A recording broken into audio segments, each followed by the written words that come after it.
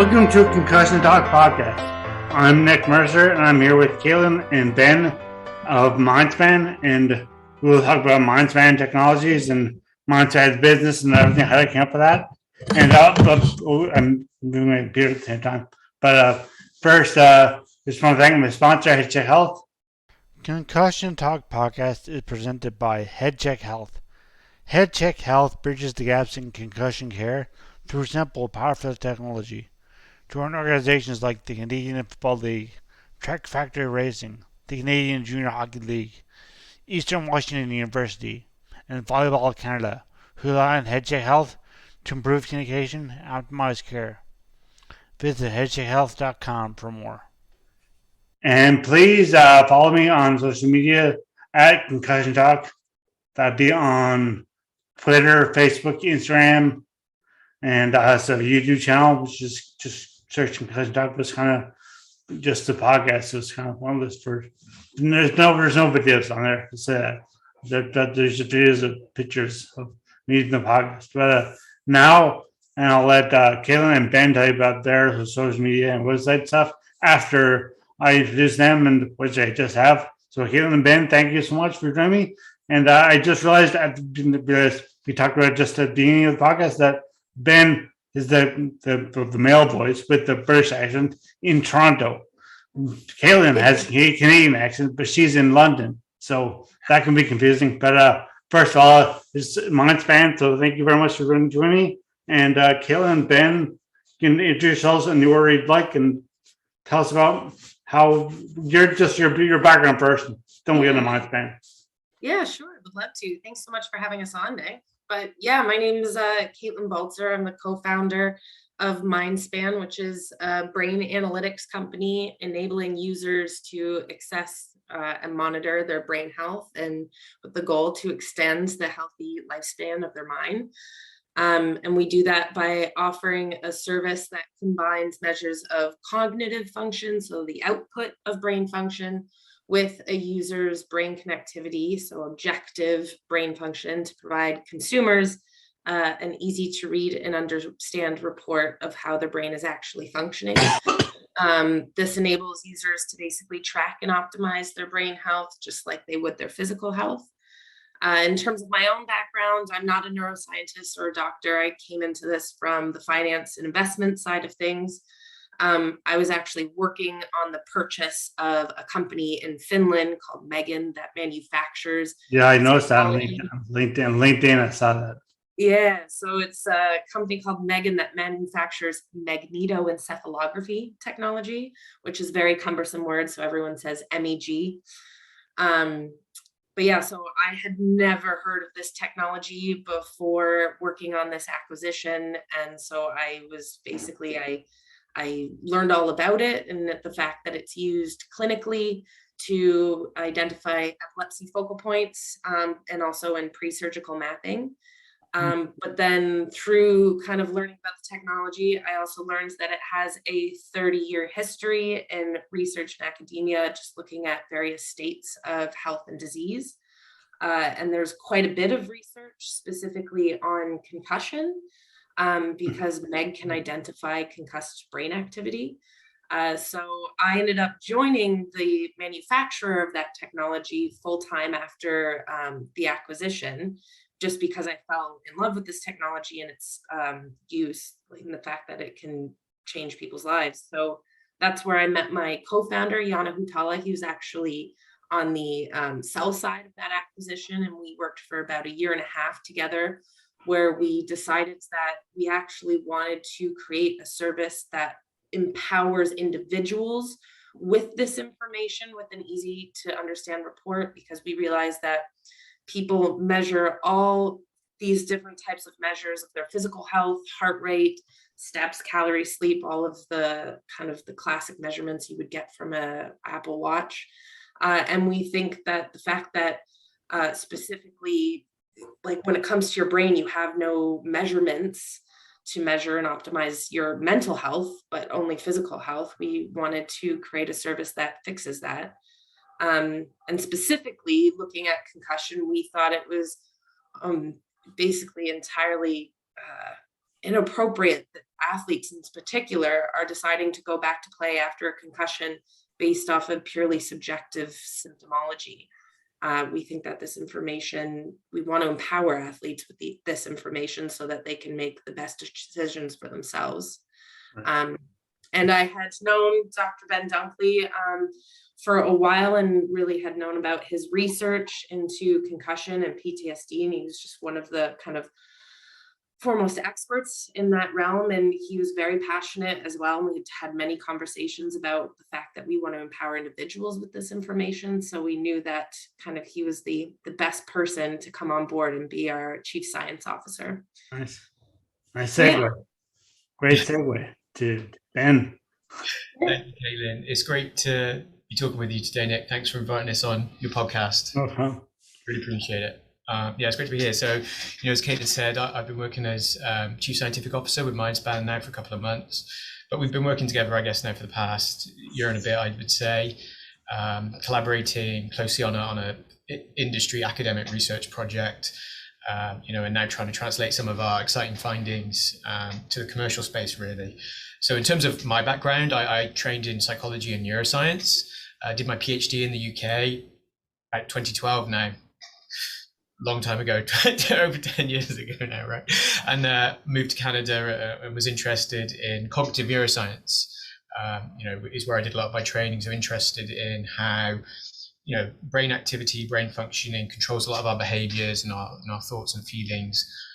I actually really come from a basic science background of visual perception. How we see the world, how we move our eyes around, how we sense the world and operate and perform actions within it. And then started getting interested really, I guess, in the clinical neurosciences. How does brain dysfunction, brain injury, acquired brain injury give rise to, cognitive sequelae, behavioral sequelae, certain symptoms and what have you. I was very fortunate enough to work with the Canadian Armed Forces for about the past 7 or 8 years, looking at brain injury, mild traumatic brain injury, as well as PTSD, from deployment-related psychological stress injuries. So we've done a lot of work with the CAF, and been using this technology MEG, which Caitlin described very eloquently. It's really a fantastic tool for understanding brain functioning. It's probably one of the best techniques I think we have at our disposal for understanding the brain in humans. At least obviously there are years and years of animal studies which people have delved inside the brain invasively, which really isn't possible in humans, so much. So we've really kind of leveraged this technology to try and understand, brain functioning in health and disease. And it historically has been used mostly, as Caitlin said, rightly, in epilepsy surgery, right? But it's an amazing technique for picking up the electrochemical neural activity of the brain. And we're trying to translate it to new indications, as I say, to like PTSD, MTBI, as well as neurodegenerative disease and those kind of states. So yeah, I've been very fortunate to work with MYndspan for the past year and a bit, I would say. Very collaborative, very productive, and now trying to translate some of our findings to understand sex differences in the neurobiology of concussion and persistent post-concussive symptoms. Nice. Well, thank you so much. And yeah, I mean, saw your actually kind of looking at your website with this Zoom screen is in the way, but you're in Birmingham, and what are you looking to do? What's it called? The 2 case studies, not case studies, but 2 projects. I'll get this up now to this very unprofessional of me, but I'm not professional, so I don't care. But yeah, anyway, yeah, the beta users in Birmingham and Toronto, so it's kind of Commonwealth that corporation. Yeah, exactly. Yeah, we launched. So we're a startup, and we've been in development for just over a year. And we started with working with Ben's lab at Sick Kids in Toronto. And yeah, we have just launched commercially last month in Birmingham, UK at Aston University. So we are now officially utilizing the MEG lab at Aston to provide consumers who sign up for our services brain health reports, and specifically baseline brain health reports, because If I've learned anything, it's that every brain is unique, and actually the most informative way to use this type of information is by tracking your own brain over time. So comparison to yourself. And so, yeah, we launched last month at Aston, and we are providing free baseline assessments to anyone in the area to celebrate that launch. And kind of to be our beta users while we launch, to help us find out, kind of, since we're a startup, what is most informative and helpful. And so people who sign up for our beta user program are incredibly helpful. Excellent. And so I was going to ask you what MEG is and all stuff, but first, MEG. I was going to ask you if you ever called MEG, but you obviously do, because I just didn't. You did then, and you did it first, actually. But also, this is a totally aside. But have you ever seen the movie MEG? The MEG about the megalodon. Totally different thing. I threw this whole podcast off, but it's a big shark in Asia. But anyway, not a real shark. It's a fun movie. But anyway, is that the one with Jason Statham? Yeah. It's like totally ridiculous, but it's just like I was watching on a plane going on a trip, so I was like, "This is fun. I like watching it." But anyway, back to the magnetoencephalography. I messed up, but anyway, we all do. I know how to say it, but I just not now.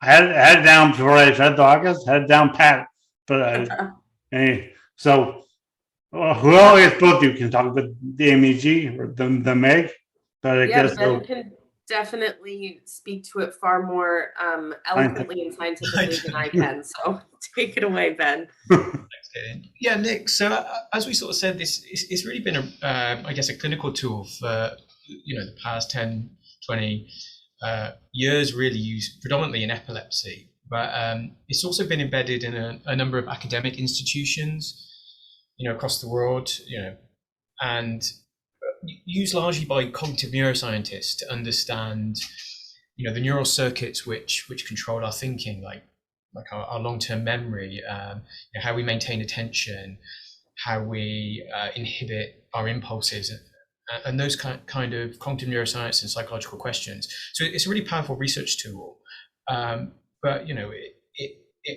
it's not quite as ubiquitous as, say, MRI, which tells us the structure and anatomy of the brain, and clinically has been used a lot in oncology, stroke. So how does it work? How's it different than MRI? So MRI, and I'm sure you've seen the pictures, Nick, essentially gives you a snapshot of brain anatomy. Yeah. Size and the shape. It tells you about the different tissue layers. And it's an amazing tool, clinical tool in neurology for understanding bleeds, understanding oncology, understanding contusions, and those kind of injuries. But it doesn't really tell us about brain functioning. The brain is by far and away the most complicated organ in the body. It's really the most complicated structure in the known universe, I would say, and I don't think I'm really underselling it there. We've really only begun to scratch the surface in our understanding. It's an incredibly complicated organ, with many, many different types of cells, many, many different aspects of functioning. I mean, to my point, it only weighs 2% of your body mass, but it uses about 20% of your energy. It's an incredibly organ in terms of its energy demands, its metabolic demands, and it controls all of our behaviors, all of our behaviors and our thoughts and our feelings. It stores everything that you've ever remembered. So it's incredibly complicated. But when we boil it down to the CPU, the processing unit of the brain, is driven by neural activity, which act on electrical impulses, electrochemical activity, the synapses firing and the connections. And MRI, gives us a snapshot of the brain structure and anatomy, but it doesn't tell us about how those neurons are firing, how they're functioning, how those synapses are firing, and how they're connected, how they talk with one another. If we were to open, say, a computer, you would see the circuit diagrams, the wiring, the motherboard, and you would see how things link up, but it doesn't really tell you anything about how the computer functions, the software running on it. And I like to think that, MEG gives us a little bit of insight into how the software is functioning on that hardware. So essentially, MEG uses these magnetometers. They're incredibly sensitive, and they pick up magnetic fields generated by your neurons, your synapses firing and talking with one another. Okay. But the problem is these signals, many orders of magnitude weaker than even, say, the Earth's very weak magnetic field. Then all the household items that you have around you, like your phone and your computer and your telephone, these magnetic fields are so weak that we have to encase these systems in these magnetically shielded rooms. And then when we place your head in there, we can just about detect these signals. And one nice analogy, I think, is kind of like trying to hear a pin drop in a disco. You've got microphones all around the disco, and you're trying, there's all the music going on, there's all the people talking and shouting and dancing around, and you're trying to detect this like pin hit in the floor. And I think, essentially that's what these magnetometers are doing. So, there's this constant ongoing chatter of the brain driven by these electrochemical processes. When someone has, say, an MTBI, there's underlying structural change. There's shearing and stretching forces on the axons, the gray-white matter boundary, pulls and stretches and strains. There's focal damage, say, there's diffuse axonal injury. Unfortunately, this is still, for the most part, well beyond the resolution of our MRI machines or CT leads. So you don't really see this microscopic change. But those processes, those underlying microscopic changes, as well as all sorts of like metabolic changes, neuroinflammation changes, result in dysfunction to how those neurons fire. And we can pick up the consequence of that, and we can pick up that dysfunction with MEG. So MEG is really fantastic at picking up brain waves. I'm sure you've colloquially those before, and we pick those up with EEG. Now, EEG is a kind of related tool which picks up the same underlying primary processes in the brain, but unfortunately has a bit more of a constrained range at which it can pick up in terms of the brain waves. The signal's a bit smeared, it takes a long time to set up. It's an amazingly valuable tool used the world over by neurologists, but it's difficult to set up, and the signal's a little bit constrained. Now, MEG opens up this big window of all these different brain processes to which we're otherwise a little bit blind. So we can see the consequence of a mild traumatic brain injury or concussive type brain injury on brain functioning and pick that up with MEG. And as I say, it uses these really sensitive magnetometers that are placed in a helmet, and you place your head in the helmet. And currently we don't really ask too much of people. We just look at the intrinsic spontaneous brain functioning, why they might be daydreaming or thinking about whatever they're thinking about, where they're lying in there. But we can also ask people to do certain tasks and tap certain cognitive and psychological processes which light up certain areas of the brain, really engage those neurons. So it's a really an amazing tool, I think, with untapped potential at the moment. And we're trying to translate it from its historical clinical use in epilepsy to now concussions, PTSD, psychological stress injuries, those kind of things. Well, I want to ask you also about about your work with Ben. I guess your work with Carolina Urban. I'm not sure if it's not pronounce her last name, but because I know the name from Holland Blue Review, kids concussion, or not kids, but I don't know if she was doing but her work there, just on Twitter and stuff.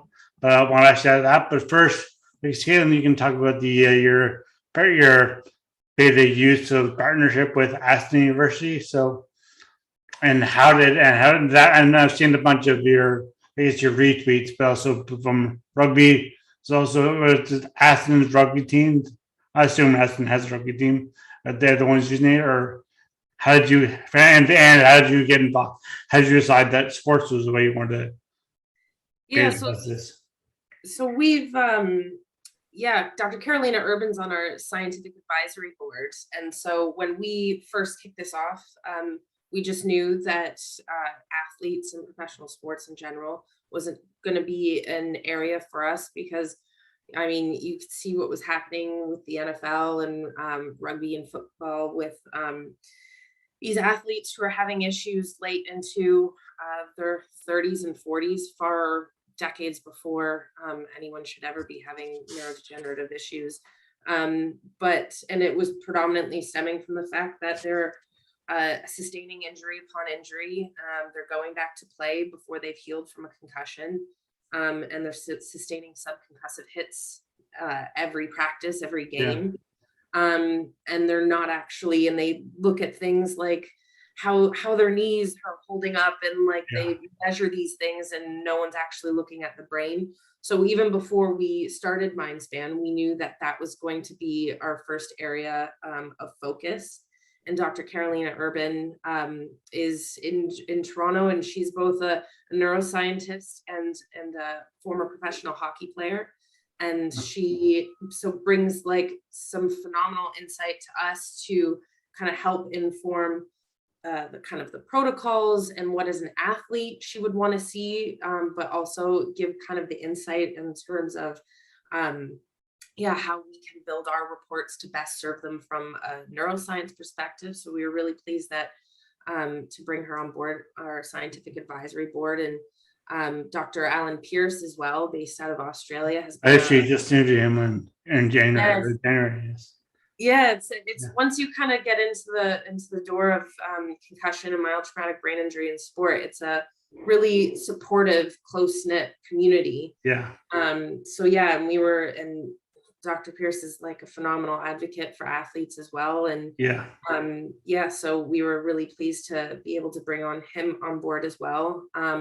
And yeah, in terms of our kind of the beta users at Aston University, so what we're doing right now is we actually scan out of there 1 day a week so far, and it's a commercial relationship. So yeah, they have one of the kind of preeminent scanning locations in the UK. So we were really pleased that they were able to allow us to use their equipment, because they do have some of the best equipment in the world. So yeah. Nice. And so it's not you, Ben. Concussion women and girls. I did a podcast with Lauren Zayach and Katie Mitchell and Megan Adams in 2020 before the pandemic started, like just about a month before, 2.5 months, whatever. But so I guess it's good times then to revisit. It's always a good time to revisit it, because it's still, even that was 2 years ago, and there was little known then, and unfortunately 2 years has gone by and still not enough is being researched more, because more now, but still not enough. Still, we'll see, man. Yeah, there's a need to really correct the balance in terms of sex and gender, in terms of our neurobiological understanding. A lot of research, has predominantly been on young males, sports athletes, military, and what have you, and realizing that in terms of sex and gender differences, there are a lot there. We know, for example, that with concussions, generally there's poorer outcome in females. That might be due to any number of sociocultural factors. A greater willingness to report symptoms. There could be some biomechanical explanations, neurobiology, neck musculature, that kind of thing. But even my lab has been guilty of it, where we've studied males who've come into the emergency department with concussion, sports related or otherwise. But we do know from neuropsychological studies, behavioral studies, that females do tend to have poor outcome. They're more likely to report PPCS, they're more likely to report other cognitive difficulties, they're more likely to report the emergence of psychiatric symptoms. And they're more likely to receive a concussion, aren't they? Suffer a concussion, aren't they? Exactly, yeah. They're more likely, Yeah. if you count for the amount of time spent playing sports and the types of sports being played, they're more likely to suffer a concussion, absolutely. Yeah. So we've really tried to change the thinking a little bit on it in terms of, as soon as you think of concussion, you tend to think of young males with risk-taking, impulsive behaviors, playing sports. Predominantly, it's actually young children and the elderly that suffer more concussions, because again, biomechanics, coordinate, balance, and what have you. So really, there is a paucity in terms of research done on what are the neurobiological effects of the differences in outcome, reporting symptoms and what have you. So yeah, we've been doing this study now for I would say just over a year and a bit now, Caitlin, where we've collected a lot of females with a history of sports related concussion and otherwise, looking at capturing symptomatology, the cognitive profiles, their brain function as well as their structure as well. So really comprehensive overview, many different data types in females and males with and without a history of concussion. I think we can really then start to get into the nitty gritty and expand our understanding of what it is about the brain and the differences in the brains of females and males. You look at gender effects as well, and how those are expressed differently. And then with that we can start to move towards new treatments, because the symptom constellation of PPCS, chronic MTBI is so different that, as Caitlin rightly said earlier on, every brain is different, right? Everyone has a kind of different outcome if you assess their profiles.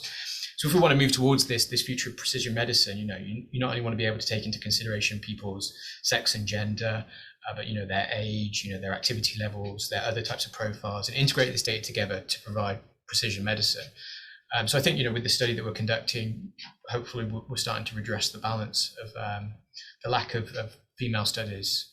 Using MEG or MEG to understand these differences, or so we're using MEG as well as MRI. So we're not only collecting the MEG data as well, which tells us about brain function, but we're also looking at fMRI, which tells us about brain dynamics, the blood flow in the brain, as well as structural MRI. We can look at grey matter thickness, cortical thickness, the gyrification of the brain, as well as DTI, which measures the white matter. From the perspective of my lab at the moment, MEG provides the most sensitivity in being able to detect and classify individual cases. So when we look at a group, we've scanned across multiple modalities now. This was in a previous study that we haven't published yet, but it's just about to come out very soon. We looked at MEG, fMRI, and DTI, and we found that the most distinguishing modality. What's DTI? Sorry, absolutely great question, Nick. I'm used to these acronyms and I haven't really explained myself. So DTI is a type of sequence that you can do on an MRI scanner called diffusion tensor imaging. And basically what that means is it measures the white matter pathways in the brain. So there's very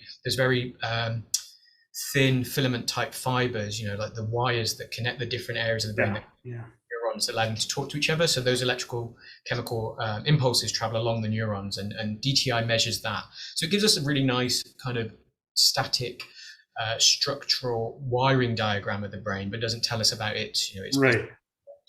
But we've collected now in the same group with concussions, and this was just males, unfortunately, and we're trying to address that now. But we did see that out of those three modalities, captured in exactly the same people, that MEG was the most sensitive to picking up changes in the brain related to concussion.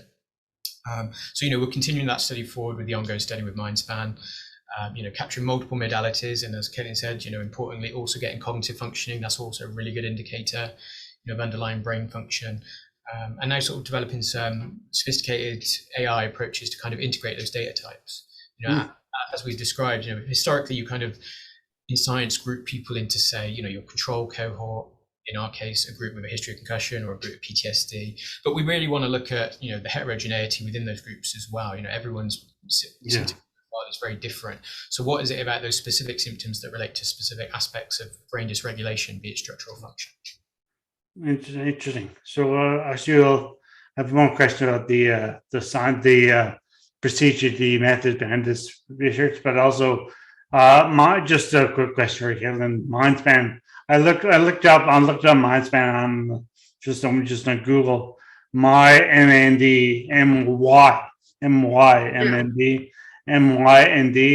came up a few times.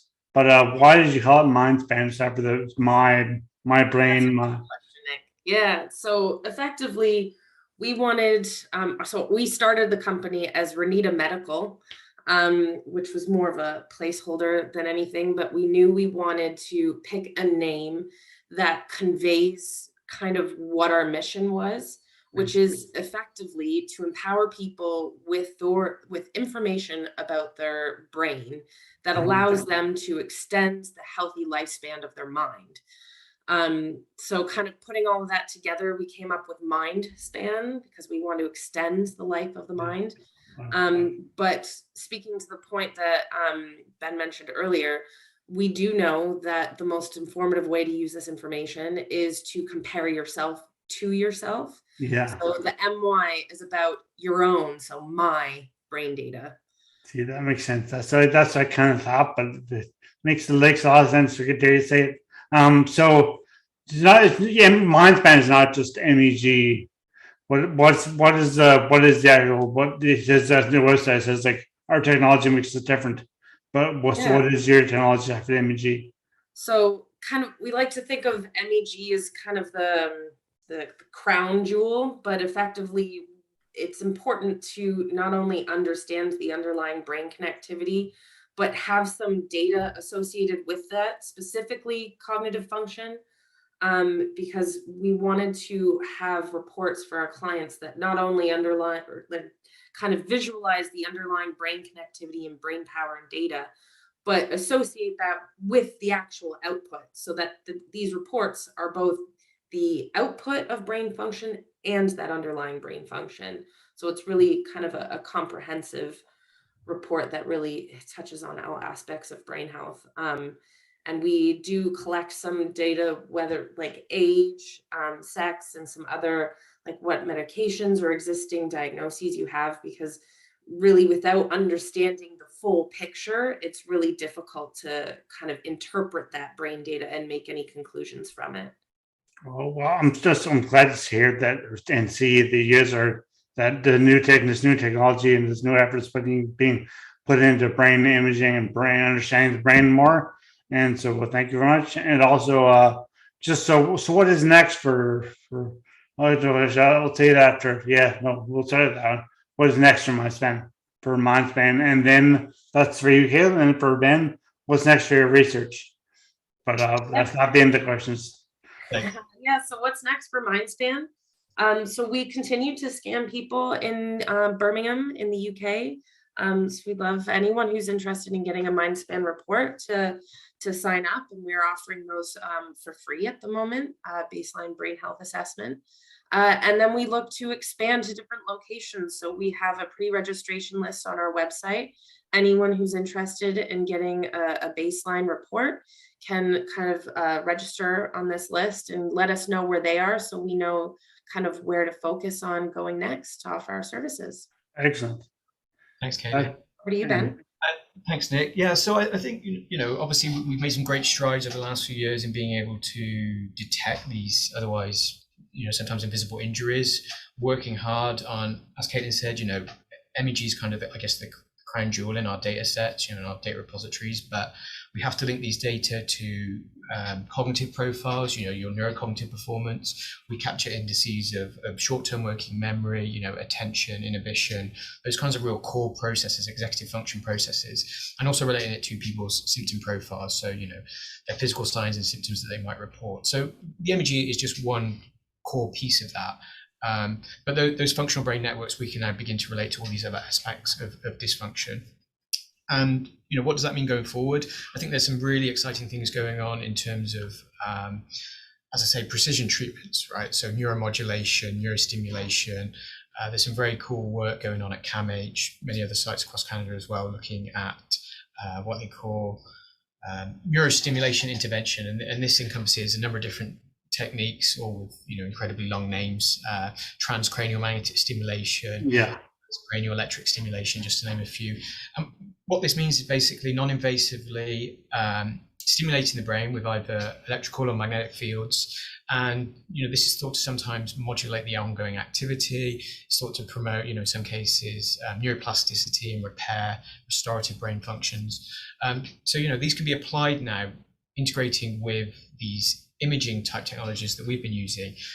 We hope very soon to direct to specific sites in the brain that might be injured, that might show dysfunction, be it in again PTSD or MTBI. So we think in the next few years you'll start to be able to move towards capturing someone's brain function and saying, okay, this will be the particular type of brain stimulation paradigm or protocol that would most benefit you, given your symptom profile, your cognitive issues, and your brain imaging measure that we've taken. This kind of brain stimulation technique might be the best way to address that. And there's also some other fantastic work out there looking at neuropsychoplastogens or psychedelics, for example, which are thought to promote synaptogenesis in the brain, regrow connections, change the excitability of the brain. So I think the imaging is one piece of this, but it's certainly going to be foundational to kind of moving towards this precision medicine, this individualized therapeutics approach, with some of the really exciting and emerging interventions that are just on the horizon. Wow, this is just from remarkable time. And also, speaking of psychedelics, I did in episode 118, yeah. So dealing with Daniel Carsola, who's working with working with you. I founded Wasana Health in Chicago, and that's cellulose for brain injury. So if you haven't, I'm sure you didn't know about that. But yeah, and I guess now concussions for either one of you. Have you ever had any experience yourselves with that? Like either you or a close relative, family member, or loved one, I guess, as they say. Caitlin? Yeah, I mean, I've had 2 concussions myself. One wakeboarding and other playing, doing martial arts when I was a kid. Thankfully, Playing martial arts, or like doing proper martial arts, or just like goof around, kicking something. So I used to do Taekwondo as a kid. Oh yeah. So yeah, unfortunately had a roundhouse to the head. Ooh. That was got a concussion from that. I'll do it. Yeah, it was not fun. And thankfully I'm one of the lucky ones, and a couple of days afterwards, generally kind of my symptoms subsided and I had no lasting effects. Yeah. But yeah, but it was one of those things where it still shocks me that it was really just sit down, wait to go back to play. How do you feel? Completely subjective measures. And I mean, the second concussion with wakeboarding, I went back out like later that day, and I was terrible migraines for a week and kind of tons of neck stiffness. And had I known better, I would not have gone back out later that day. That could have ended quite poorly. Yes, definitely. And you've been? Yeah, I mean, I've touched wood, very fortunate. I've never had a concussion. I mean, I banged my head snowboarding once, and then instantly got a helmet straight afterwards. And in hindsight, should have had one from the very beginning. I played a little bit of rugby in school. I kind of hurt my wrist, and then I was like, okay, I'm not playing this sport anymore. I think I'll go play bowls or table tennis. I think I was kind of no more contact sports for me. But I come from a place where rugby's very popular, and my dad used to play a lot growing up, and I remember watching him. Yeah. And he was unfortunate enough to sustain a number of concussions. And thinking back, you think, okay, well, there were a lot of, again, socio-cultural things about it. Get back up, get on, get playing. Especially back in the day. Exactly. I don't age you, but whatever. Yeah, and you think, okay, well, if you can try and sort of with these data we're generating, the research we're doing, try and change some of the culture behind these things. You don't want to like change the sports or ruin them, but you want to make them safer for people, right? So, I myself, as I say, have been very fortunate. I've never had a concussion. Like I said, my dad has had a few. He seems to be doing okay. Yeah. I've been very fortunate in that regards. But just incredibly privileged to work with people who unfortunately have these, but know what they're talking about. Yeah. So thank you. Nice. Well, thank you so much. This is fascinating. Also, you were mentioning before, Caitlin, about the beta use in Birmingham or across the globe, I guess, wherever. So just want to talk about how people can get a hold of you and where they can find you online or anywhere, really. Yeah, people can reach out to me at Caitlin, CAITLIN at MYndspan.com. And they can register. They can head over to MYndspan.com and register for either our Birmingham site, Toronto, or tell us where they are at. And we will. And MYndspan is spelled MY. Yes, MYndspan.com. Okay. And Ben, your research, and people can read it online at Google Scholar. Yeah. So there's some really dense science papers out there, but we've certainly been trying to make it a little bit more accessible for people, and we're still recruiting, as we say, for our studies. So if people want to reach out to me, we can organize that. So just type my name in Google, and there are the top search results come up. Ben Dunkley. Yes. Yeah. Dunkley. That's it. You got it. And then so search that on Google and search Caitlin Baltzer, Baltz. These are all, we all speak the Queen's English here. Yeah, exactly. ZER and at MYndspan with the Y. What? Perfect. Yep. MYndspan with the Y. Okay. So thank you again so much. And so everyone just please reach out to them or reach out to me, and I'll get a hold of them if you don't remember their information, but just just replay this episode. It'll help us all out. So just do that. So Thank thank you so much. And thank you so much, Ben and Kaylin. Our pleasure. And Yeah, thanks so much, Nick. It's been awesome to chat. thanks. Thank you for having us on. Music at the beginning of this podcast is by Ben Sound. www.bensound.com.